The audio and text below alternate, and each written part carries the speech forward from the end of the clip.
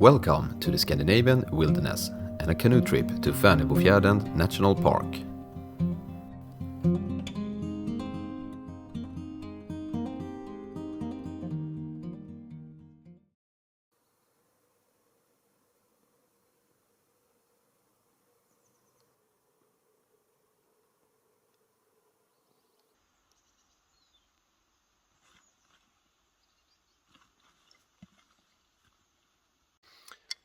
Hello, this time we are at the rnebofja National Park. We're gonna go canoeing just for an overnight trip. This place is famous for being one of the mosquito densest places in Sweden, but now it's 9th of October and we thought that it will be fine, but apparently there's still lots and lots of mosquitoes where we are at the moment. We didn't really expect that, but we're gonna get in the canoe and then see how it goes.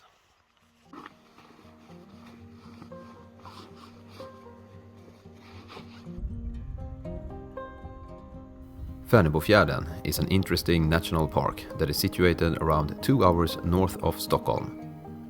The second longest river in Sweden, Dalälven, flows through the national park and marks out the biological border between the north and the south. Because of this, the wildlife here is rich and you can find species that you normally associate with the north or the south at the same place. One example is that you will find some of the northernmost oaks in Sweden here. You might find oaks growing further north, but then they are planted and not reproduced naturally. In Rnebofja, the river Dalälven closes in on its journey towards the ocean, and the river changes character and becomes broader rather than narrow. Because of this, big parts of the national park feels more like a lake rather than a river. But even when paddling in the calmest parts, you still feel the current and the direction of the flow. Most parts of the paddling is easy and calm.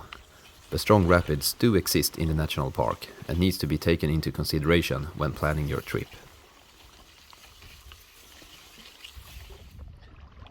We've been canoeing for almost 2 hours now, and we have actually decided to change the setup a little bit. We were planning to go to this island called Sandön, but instead we are actually gonna stay in one of those open cabins that exist within the national park. So we're going to Bengts stuga and we're gonna stay the night there. Well, that's the plan at least. Could be that it's already occupied, who knows? We'll see.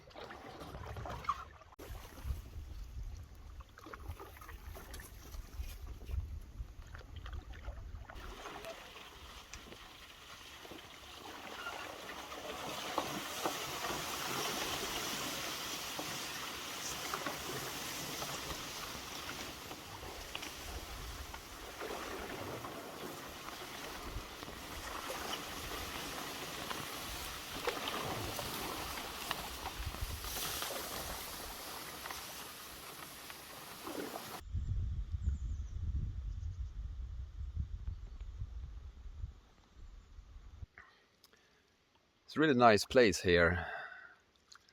The stream is very gentle and it's now taking us, now we are going with the flow, not against it, as we've been doing so far. Beautiful autumn colors. And some funny bird nests in the tree there.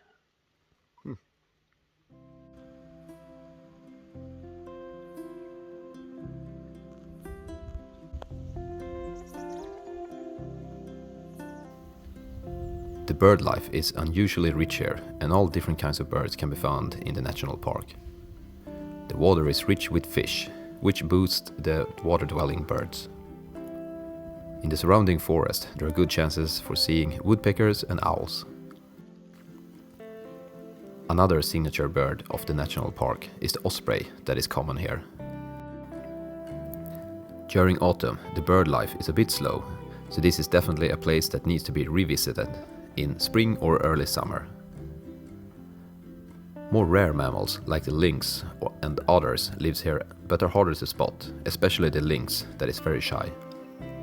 Bigger chances to see the otters playing around and fish in the rapids that exist in the park. But all the wildlife that exists here does have a backside. This is also one of the mosquito densest areas in Sweden. During summer it can be quite challenging to go out on a mosquito infested year. Since the water in Dalälven changes a lot during the year, the surrounding forest gets flooded, which makes it an ideal breeding ground for the mosquitoes. So you're best to plan your visit during the off-peak mosquito season.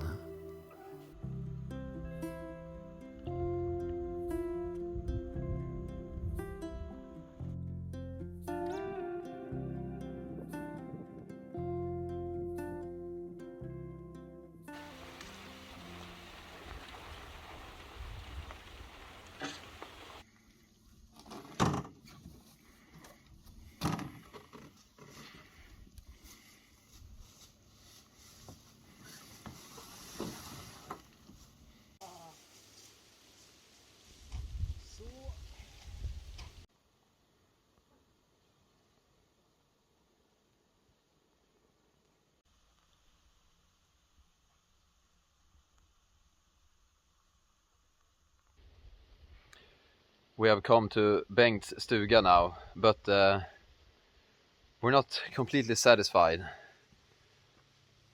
It's we want something that is a little bit more cozy, and we're gonna actually go back to one of the previous islands that we have been to and spend the night there. So now we know where we're going, and it's just about 40 minutes away from here.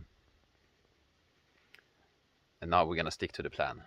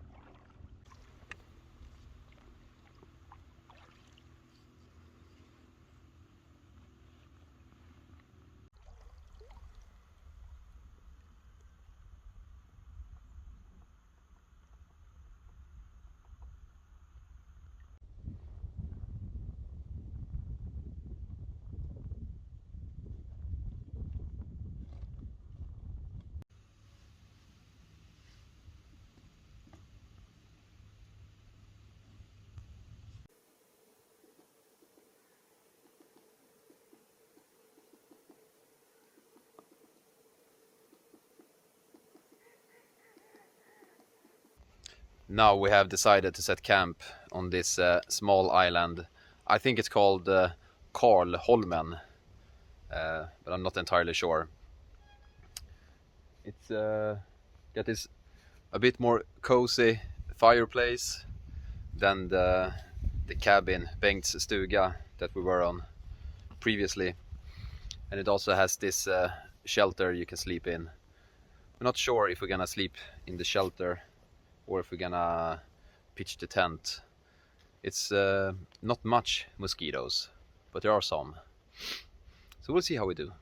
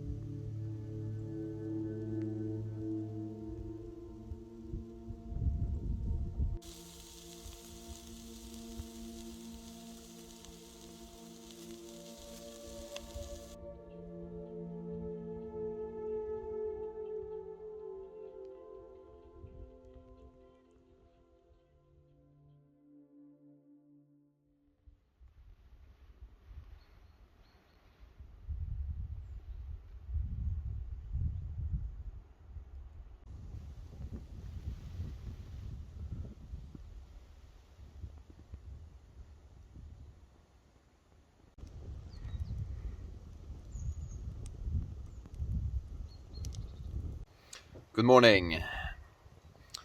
Now we've been having a nice night sleep in the shelter here.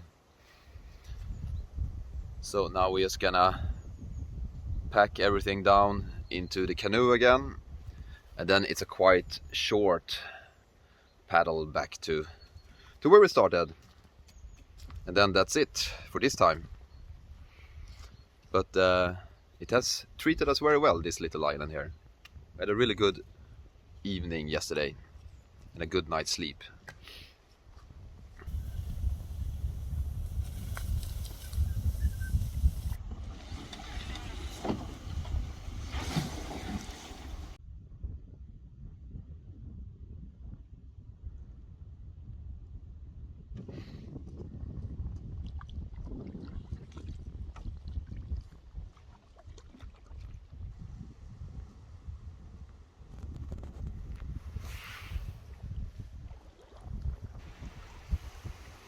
Very easy canoeing now.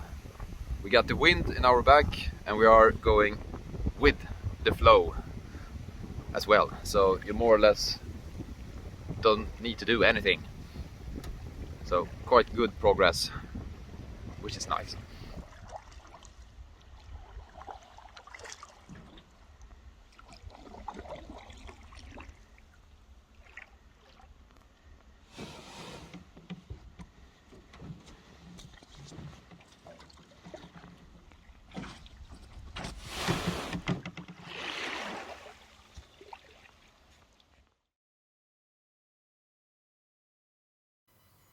Please like and subscribe to not miss out on any Scandinavian wilderness.